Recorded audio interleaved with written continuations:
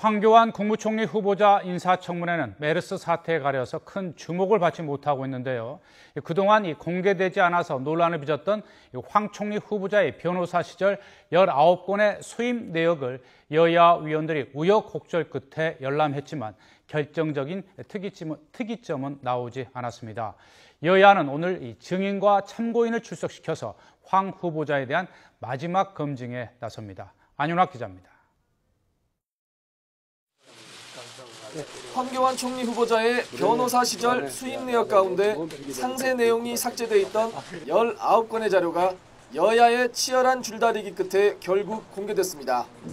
도마에 오른 것은 2012년 1월 이명박 정부에서 이뤄진 건설업체 등에 대한 특별사면에 영향력을 행사한 것 아니냐는 의혹이었습니다. 감사원 최저가 낙찰제 관리 실태 감사 결과 41개 대형 건설사들이 무더기로 적발됐는데 바로 이때 그러니까 2012년 1월 12일 신년 특별 사면 때 모두 사면되었고 황 후보자는 실형을 받은 한 중소기업인이 사면 절차 등을 물어 법률적 자문을 해줬을 뿐 특별 사면과는 아무런 관련이 없다고 선을 그었습니다. 본인이 형을 받은 것에 대해서 앞으로 사면이 진행이 되면 내가 어떻게 하면 도움을 받을 수 있느냐 이런 자문을 저에게 한 것입니다. 이 밖에도 19건 수임 내역 가운데 일부가 정관예우의 형태로 보인다는 야당 의원들의 지적도 잇따랐지만 여당 측은 즉각 반발했습니다. 정관예우 여부를 따지기 위해선 변호사가 되기 직전 관할 검찰청의 사건을 수임했느냐 여부를 따져야 하는데 야당 측이 엉뚱한 곳을 파고 있다는 지적입니다.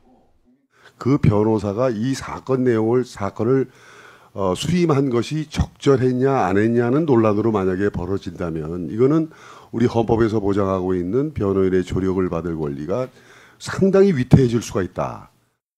고교 친구였던 대법관이 주심으로 있던 사건을 맡은 뒤 1, 2심 결과가 뒤집히면서 불거진 정관예우 지적에 대해서는 전체적으로 사려 깊지 못했다고 답했습니다.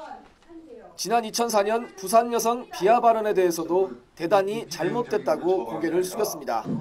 황 후보자를 상대로 펼친 인사청문회에서는 병역 면제와 소득세 늑장 납부, 장남의 군복무 특혜 의혹 등이 제기됐습니다. 하지만 이틀째 청문회에서도 추가 의혹이나 뚜렷한 물증이 나오지 않으면서 다소 맥 빠진 청문회라는 평가가 나오고 있습니다.